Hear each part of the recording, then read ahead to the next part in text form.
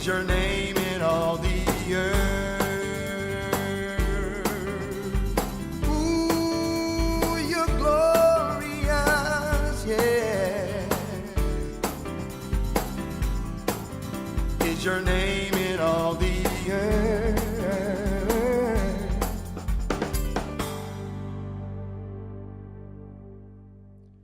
PSAAOS, HisSpace, Ed Smith. I'm sitting here with a good childhood friend, Ed Smith.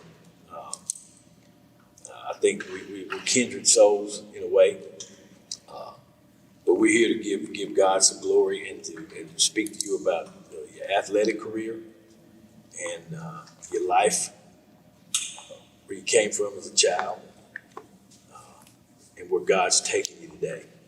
And he's taken you a mighty long way, my brother. I know your journey, and hopefully you get to share your journey with some of my viewers here. Okay. I would like to thank Coach Wright and Coach Hooper letting us in this beautiful gym here. You didn't play in this gym, but you ran these floors for RS Central High School. Is that correct? That is correct. You can tell us a little bit about that, Ed. But before we do that, we're going to go in prayer, okay? All right. Our Father, we come to you as we do every day, again and again and again. We're asking you to bless this session as we lead people to open the door to you in your greatness and your goodness. And may what Ed and I discuss today be of your glory.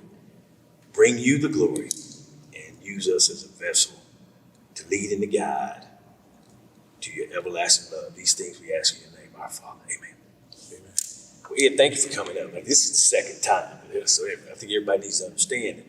I had you over at my house, and we were doing this session, and I looked at it when we started editing it, and I said, I talk too much.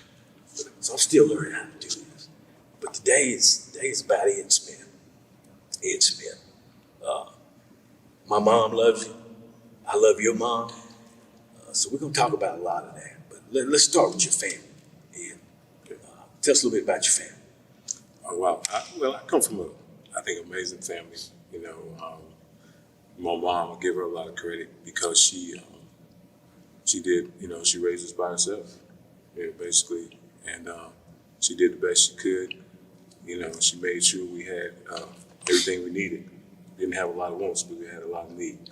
And had a lot of love too, and I think that I kind of carried that on in my life today, with my immediate family, my kids, wife, try to, create a lot of love from the start, and when you got a lot of love, that means you have a lot of support, and I believe in support. Support definitely will help you get to every level you want to get to in life. And so yeah, family is very important. So tell me about your family. You have a daughter? Yeah, I have a daughter, two daughters. Two daughters. And then I have a stepson and a stepdaughter. Yeah. So it's really four. Married in a blended family, they're doing well. All of them are over 30 now, so they're doing good. I just seen my son actually last night with his wife and 3 kids. Been in the Air Force about 13 years, and that was great seeing them. So we're gonna all get together this weekend and make it happen. So, what are their names? Gabrielle is the oldest, and Jonathan, Diamond, and Camille. Yeah. Diamond's the one I know. I've seen Diamond the most. Yeah. But talk about your childhood. I grew up, family of 11 down in the Hollow. Yeah. We were, your Uncle Ricky and everybody in the neighborhood sort of raised us. It was a neighborhood kind of thing. And but I know you grew up. You were Ed Jr. Yeah. Your dad was a basketball player. No, actually not. No. He's just a tall man. Yeah, he was just a tall man. Yeah. He never played. The Smith family, first cousins. None of our parents played sports actually. So all the Smiths that ran the courts at RS Central were your cousins? Yeah, first cousins. Really? Yeah. Boy, that's a tall family. Yeah, it's a tall family. So, we were all competitive. I think it was 8 of us that played college ball. Yeah. So But our family, our parents did not play sports, so that surprised a lot of people. There are times when I supervise the group of officials that come in here, and I'll come in here and I'll say, hey, to Coach Hooper, and then I'll look over and Frances be sitting over there still, even though her kids ain't. And she said, I could see Frances back in the day doing it between the legs. No, she never played the game. Yeah, she never played it, but she had a chance to see, me play, and I was pretty good. And then her granddaughters too, my nieces, Lanika and Taylor, they both played in this gym, and they were pretty good athletes as well. I remember coming over and seeing them sometimes. It was in the family. Yeah. And I'm going to apologize to our viewers tonight. We are sitting in this empty gym, and my videographer's reminded me to keep our voices down for the echo. Yeah. This is for the glory of God, so he'll this thing called editing. Hopefully everything will edit out and be okay. But you never ran on this court here, the Palace. No, I didn't. You ran up at what y'all call that place up there? The dungeon. The dungeon. Yeah. It was down in the hole. Yeah. It was playing at the old gym. It was very, very hard for other teams to come in and beat us. That tradition was very strong. I think we won a lot of games just off of tradition too, and having a great coach as well. But you played for the great Stacy Lale, right? Yeah. Coach Lale. This gym is named after Stacy Lale Gymnasium. Yeah. Man was some kind of coach, some kind of leader, was he? Yeah, he was. He was. I was just telling Coach, right? He was very fair. I can't even remember him getting really upset. But he had a lot of star ball players, and he knew how to keep us in check, our egos in check. And I think people used to say, well, if I had that much talent, I would win too. But I think that was really hard on him to have that much talent and know how to juggle playing time and making sure all of us, got the right amount of playing time that we needed. And he also pushed for us to get, scholarships. Yeah. He did well. Yeah, he did well. A lot of respect for him, and I think, Irish Central did a great job in honoring the person, naming it the name. Well, help me here a little bit. So you had the Vince Hamilton great teams and the Kincaid teams. Where were you at in that? Yeah. I'm 60 now. Where were you at in that mix? I was actually in the middle. I graduated in 1985. And in 1985, we probably had the best team. We was ranked number one in the state and probably should have won the state. You and who were your other four horses? We had the Tim Kincaids, the Reggie Smith, the Kevin Millers, Belize Young, myself, Charles Moore, Rodney Harris. We were stacked. Charlie Moore. Yeah, and then we also had Andrew Horton was on that team as well. So we had a deep team that year, but we probably should have won the state, but we didn't win it. But the next year they won it in 1986. Yeah. That was the first year in the Dean Dome. That's the year you left. That was my freshman year in college. We're gonna talk about college a little bit, but talk about running this floor and growing up in a single parent home. Gold Hill, right over here, Gold Hill Church. We both,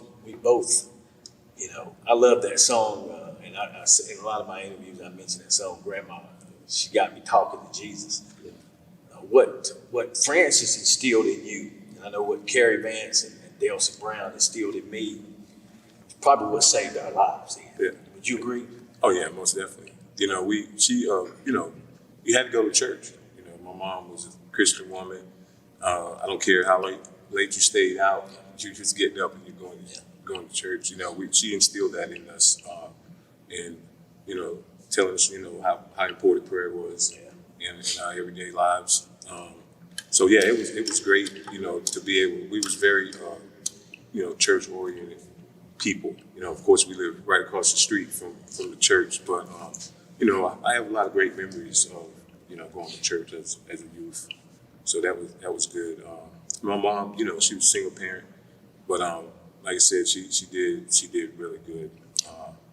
To when I look back on it, there's some amazing things. She had the S on her chest, Superwoman. To raise us and make sure we had what we needed. So that was good. I try to keep that in my everyday life now, of those memories. And then growing up, in the old household too. Of course, Coach Fuller's household. Harris Fuller. You know, I Girl. I lived in all of those houses. Yeah. But we grew up playing sports and we were very competitive. You know, so I think a lot of those things, you know, because I grew up in an area where we didn't have the AU and the travel basketball and stuff like the kids have today, but we created our own, you know. Yeah. You know. Oh, didn't we? Yeah. Yeah, so I grew up in a family of 12, 11, and I was right in the middle. I was a mean little kid. I was a mischievous kid. I picked on you a little bit, didn't I? No, I mean, but that was, you know what, I mean, as I got older, I think, you know, those things helped me because it was, I looked at it as being constructive criticism. And I know when I got to college, my coach was like, he was on me really, really hard. I was like, man, you know, can I get a break? But when I look back at it, you know, he was just pushing me and maximizing me, you know. So I look at it as being constructive. I remember some of the stuff. We had a little dirt court behind Darius Fuller's house, and it was a dunkable. We lowered the goal about 8 foot rocket dunk, and I tried to punish you every day. You know what I mean? Yeah. So let's take a break. Okay, we'll come back. I used to punish you a little bit, didn't I? You did. The goal, we set the goals at about maybe 8 foot, 9 foot, and I'd come down the lane, big lanky head, and I'd dunk on you, huh? Make you so mad you'd go home really. What? You know, Darius told me later in life that he thought that made you a better ball player. I ain't trying to take credit for it. Right. What did that do to you? Because you would leave pretty doggone mad. Yeah. What? You know, I'm not proud. I tried to punish you. Yeah. But I mean, you know, And I tried to make you better, but how did that make you feel? And what tell us about how that transitioned through your life a bit. well, I think it definitely made me better. It made me competitive, and it made me, meaner. You know, because I wasn't trying to make you mean. Yeah, but it did. I wanted you to fight. Right. Yeah. Well, that's what it did. So I was slim. You know, when I first went to college, I was 195. You know, I was real slim. 6 what? 195? 6'6", 195. But I had a chip on my shoulder. You know, because of that, and so I played, you know, hard all the time. You know, even in practice or even in a pickup game. I know I can remember Darius.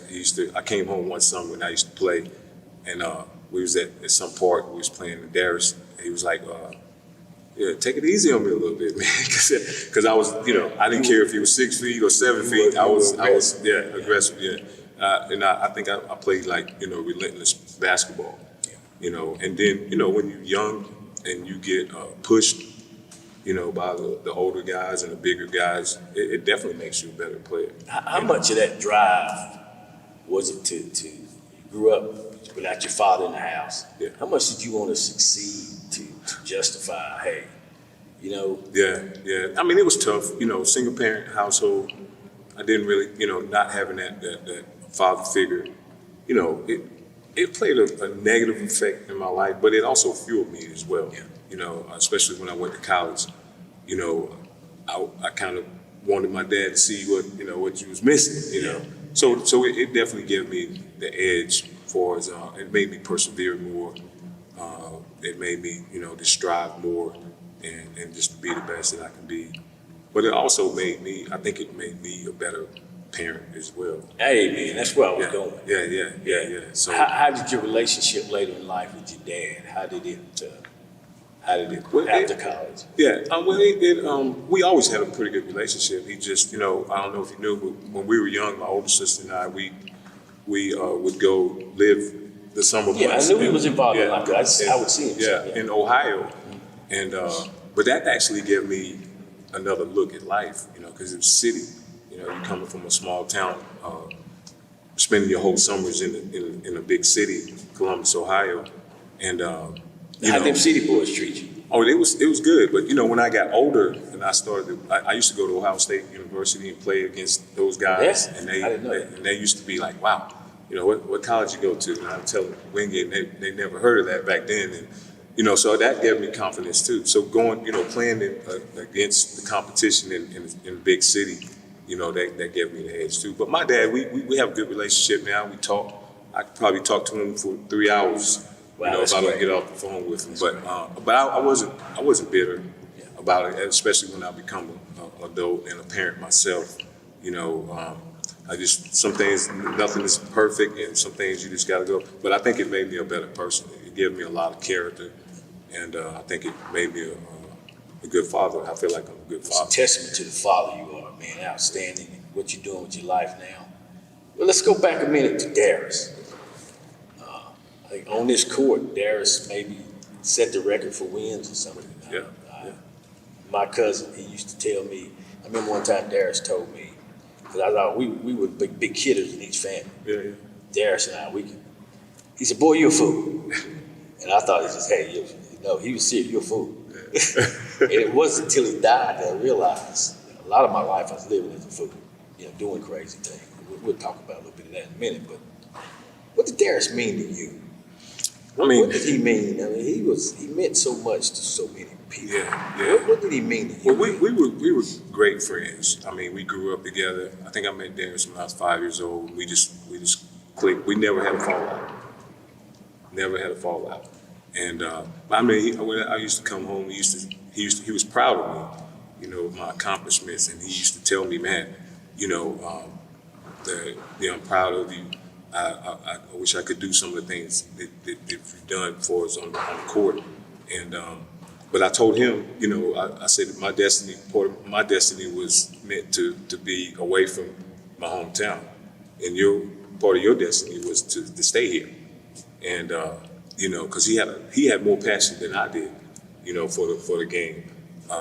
You know, and people used to say, man, well, why you didn't coach? And coaching just wasn't my thing. Darius, I can remember how passionate he was, and I can remember how him getting cut, you know, doing the error. Darius was a good ball player. A lot of people may not know. You forget, I dunked on him too. Yeah. Let's not forget. But he came through an era where there was so much competition. There were so many good players coming through here at that time. You know, he just and he accepted that.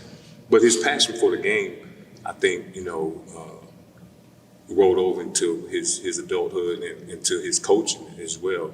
You know, because, you know, he sent a lot of players to college. He coached my two nieces, and not only at our Central, but like in his funeral was said, you know, he helped other kids even in this area. You know, I know he would call me and, you know, and tell me about some of the players he was trying to get into college. So his passion for the game, you know, God meant for him to stay here and coach, and he had a great coaching career. And when he passed, I told his sister Carolyn that, you know, he probably accomplished things like an 80-year-old man. He died young, but he lived a full life. God has a plan, doesn't he? Yeah, and his legacy will forever be, you know, remembered.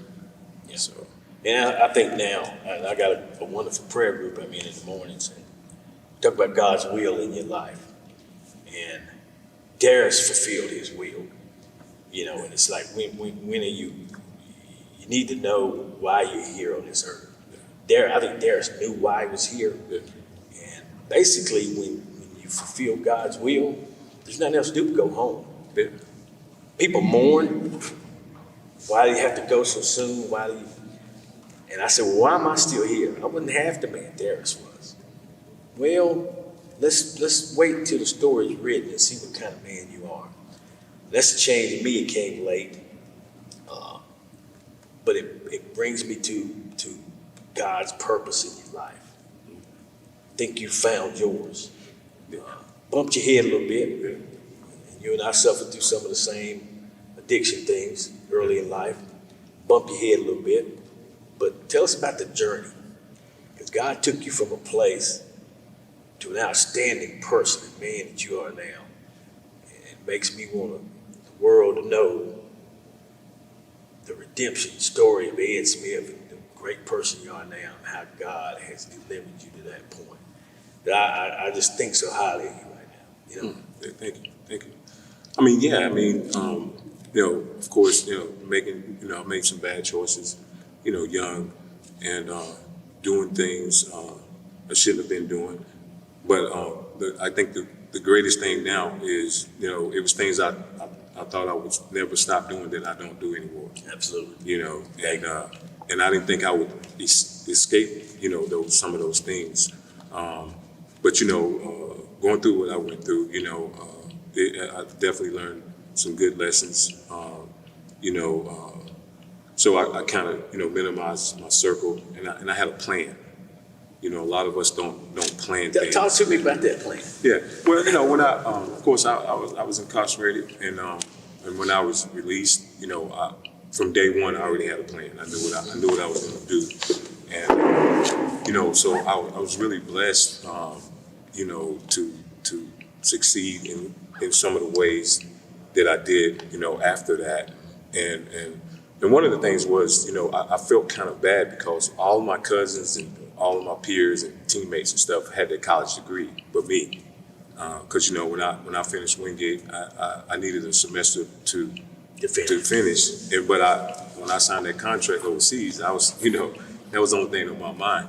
But anyway, I did go back to school, and I completed my degree. It took me a year to do it. You know, I was working 10 hours a day and driving 66 miles one way for a year. So when people say you can't do something, you know, I X them out, because that was something that you know, I had to persevere, and that was hard. You know, I was married, you know, and kids, and had to work and do it. But it taught me a valuable lesson that I try to pass on to other people that go through barriers and hardships as well.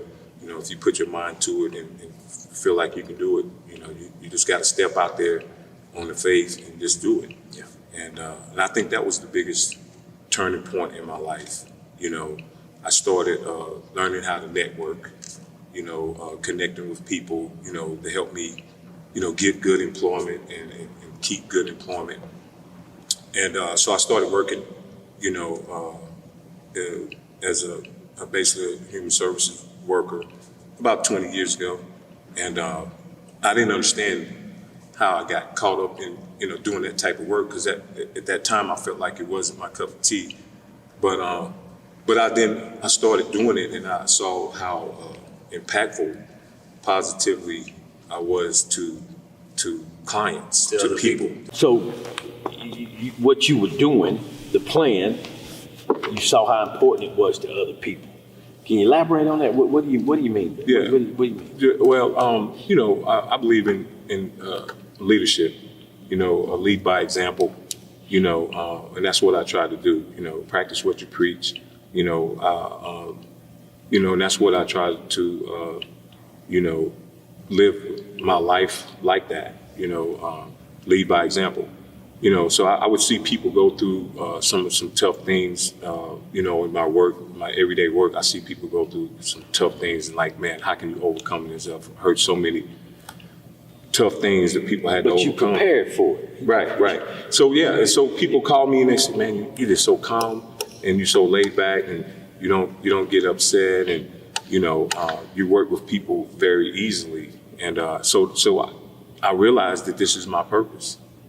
You know, because a lot of people can't do this type of work that I do. I'm a case manager, so I work with mental health, substance use, alcohol. He prepared you a whole way. Yeah. Reentry. You know, so definitely it gave me a lot of patience and understanding. Yeah. So now I meet people where they're at, and I try to go forward with them. Amen. So I don't prejudge people and judge people off their past, and I think that helps me create and develop good relationships with the people that I work with, and because a lot of times that's what it's all about. A lot of people keep a lot of things to themselves because they're ashamed of what people are going. They don't feel where people want to live. They don't feel like they can overcome their past. It takes me back to when you were incarcerated. I would come to visit you. Mm-hmm. I have no idea why, but I know now. Right. Because I was struggling with some of the same things. Could have been me. Mm-hmm. I knew it every minute. God's preparing me. He's leading me toward a prison ministry. That's what he's been preparing me for all my life. Well, I think like, why? There's a lot of things I could have been doing, going to see Ed. Yeah. Dude, God is good. God has a purpose in your life. Yeah. And that was part of my purpose. Wow. It's part of what bonds me to you. Wow. You taught me a lot. Oh man, you taught me a lot. Why you fighting what you fight, man? You taught me a lot. And to this day, you taught me a lot.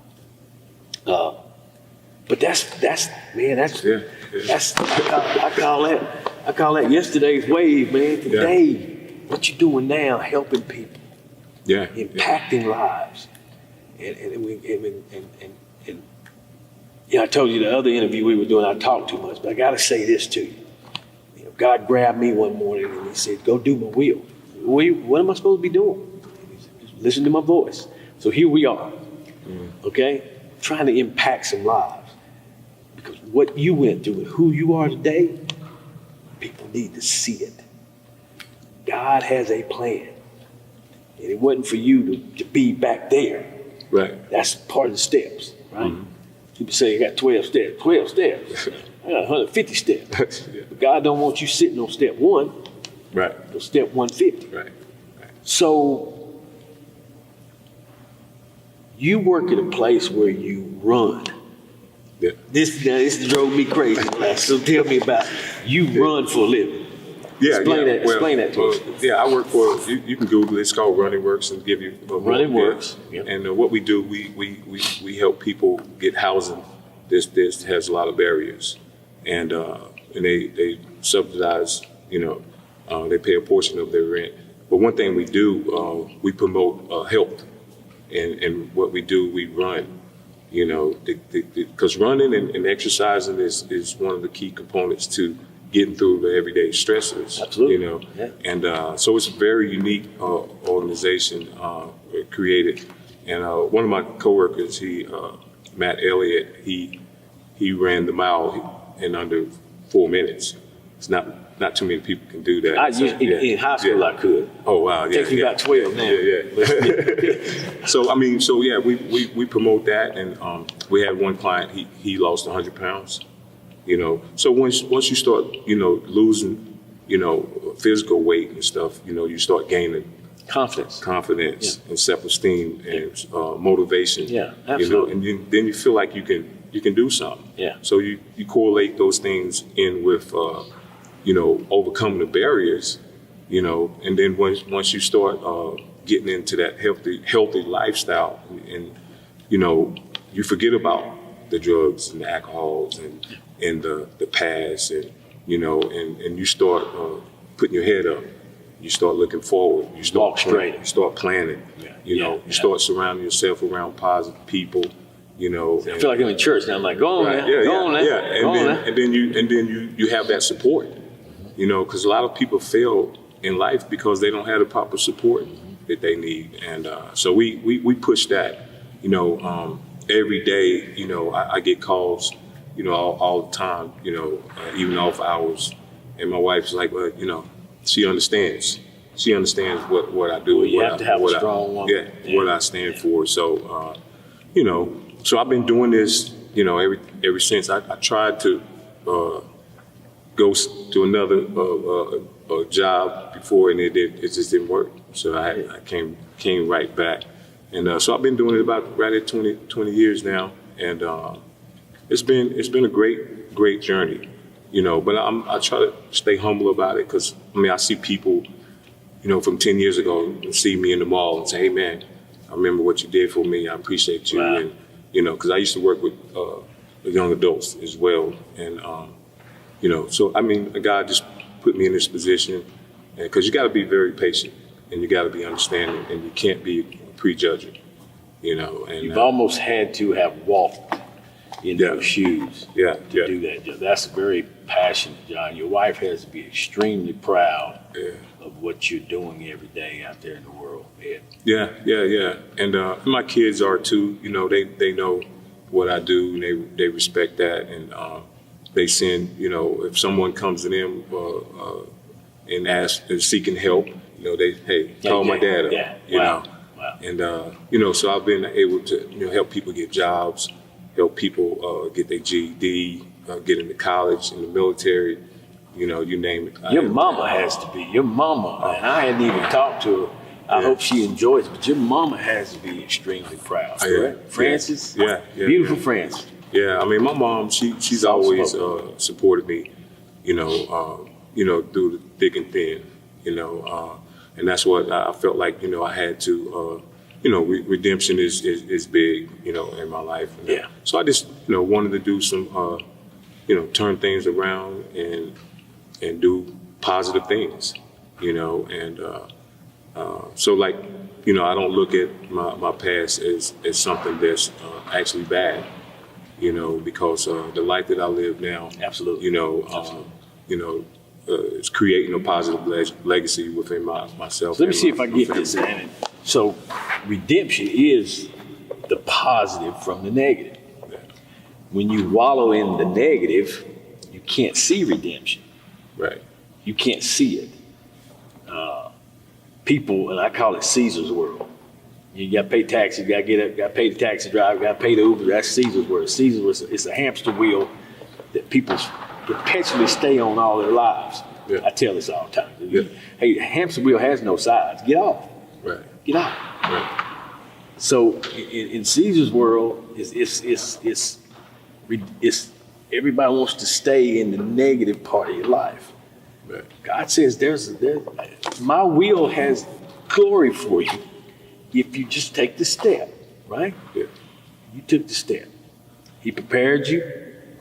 And one of my favorite books of the Bible is Colossians, and it talks about God's will for your life. It's simple. He has a will, and I get redundant in all these interviews when I say this. He gives you free will. That's the beauty. That's why you and I went through what we went through. We had decisions to make. Mm-hmm. We used our free will to do something that we wanted to do. Right. Paid the price. But now, why don't people move toward Jesus? Well, they have free will not to. They like living in Caesar's world. Right. But at the end of the day, his will be done. Yeah. He's a forgiving God. Yeah. But there is a limit. Yeah. And he doesn't put suffering on you. Oh, but he'll let you be a fool. Oh, yeah. Right? Yeah.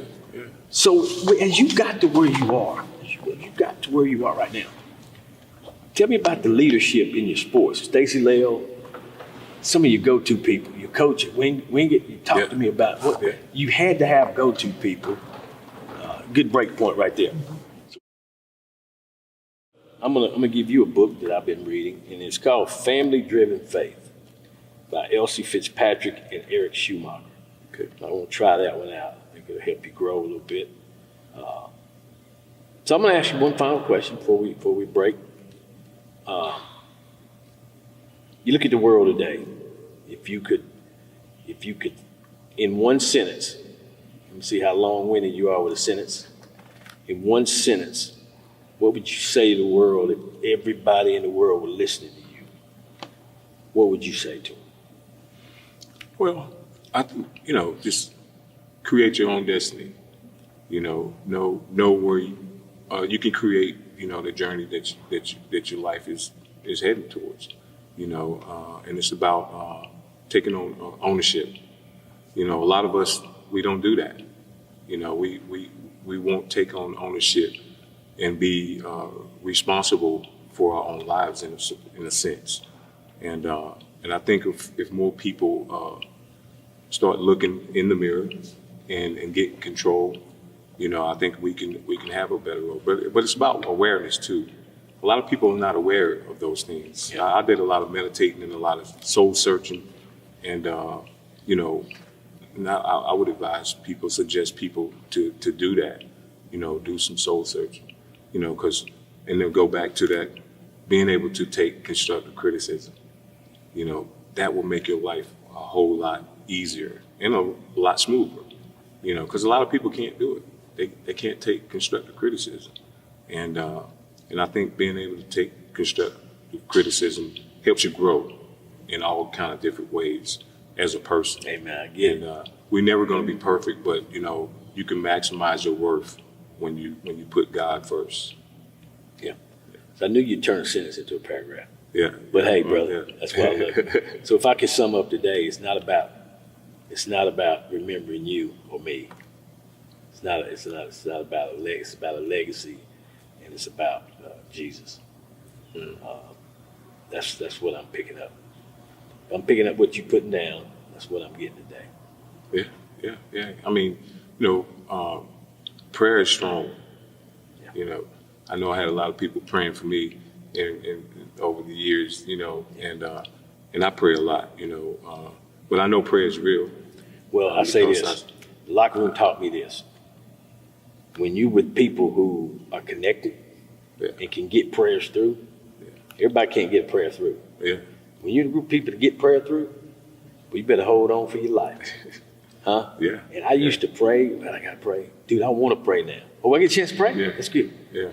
Ed Smith, you came from Charlotte up here second time to get this right with me. Right. I think we nailed it today, brother. Oh, yeah. I love you, man. Yeah, I love you, man. I love you. All right. I love you. Yeah. That's a wrap.